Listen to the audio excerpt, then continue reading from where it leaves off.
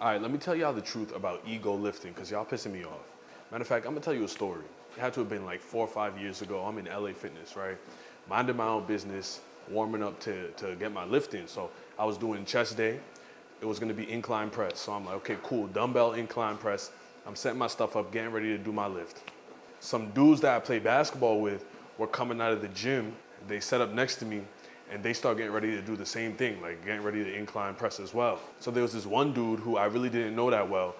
And I could catch from the beginning that he was looking and kind of just like looking when I was lifting. Like I'm lifting, minding my own business, I see out the mirror, like the gym has mad mirrors. Like I guess he didn't realize the gym has mad mirrors. So I could see that you just like looking at me while I'm lifting. I'm like, whatever, like I'm just doing my thing, right?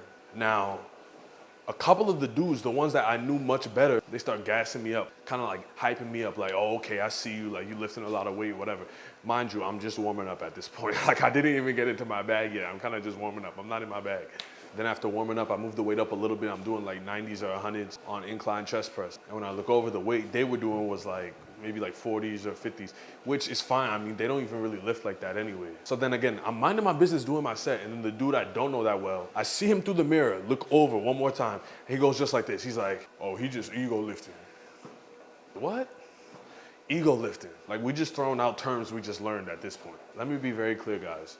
Ego lifting is when you are sacrificing form to put up a larger weight than you can actually control. Mind you, I'm working with like 95s or 100.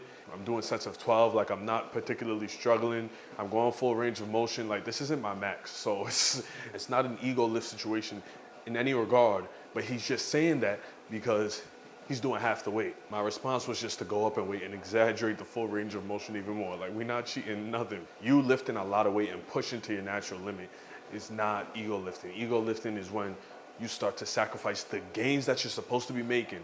You're in the gym to make gains and you're sacrificing that to look cool. Like you're sacrificing it because maybe it's like a girl, you got a gym crush, or maybe you're just trying to show off in front of the boys. I don't know what the vibe is, but you're not prioritizing making the actual gains. You're not being strict with your form. You're just doing anything to just say you got that weight up and to just look like a macho man. And so when it comes to ego lifting, does that ever have a place in the gym? Me personally, I don't ego lift almost ever because I've never had an injury in the gym and I don't plan to ever have an injury in the gym, so I don't do it because it's dangerous. But if you're in a situation where you're just trying to see how strong you can get, you feel me, you have a training partner with you, and the vast majority of your reps are clean, and almost all your workouts, they're always clean and strict, and you really know what you're doing. There can be times where, for example, on a bench press, you get to failure doing your strict form, keeping the tension on your chest, on your shoulders, and then it gets to a point where, you know what, you're trying to push yourself, you might lift your butt off the bench, you know, kind of lean and just cheat the weight up any way that you possibly can. Like, that's just part of you doing the best you can and giving full effort. Now, technically, you're breaking form and you should be at a weight where you can fully control the weight all the way up, all the way down.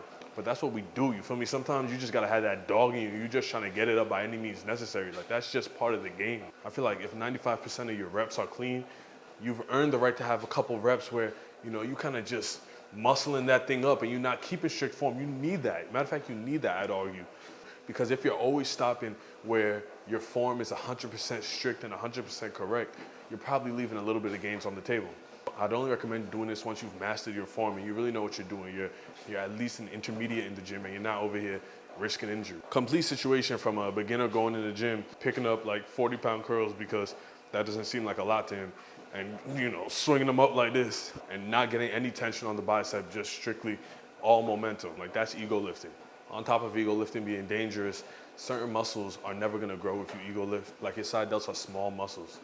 You gotta really take the weight down and control on those lateral raises. Like, you could have a 300-pound bench press and need to go down to 15s or 20s for your lateral raises. And if that's the case, that's just what you gotta do. You can't let your ego get in the way and think, you know what, like I'm gonna go 30, I'm gonna go 40 on my lateral raise, and you're just doing a whole bunch of this, whole bunch of momentum, they're never gonna grow. Like, that's just how it is. So yeah, man, when we talking about ego lifting, at least know what we're talking about. Don't go in the gym with an ego trying to prove to other people you can lift more than them.